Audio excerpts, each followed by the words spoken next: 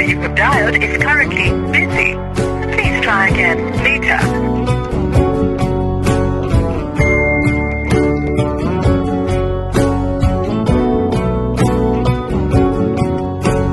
మన బంధం ఏమిటని ఎప్పుడైనా అన్నవా? విడిపోయే చివరి క్షణం మదిలో మాటడిగేవా?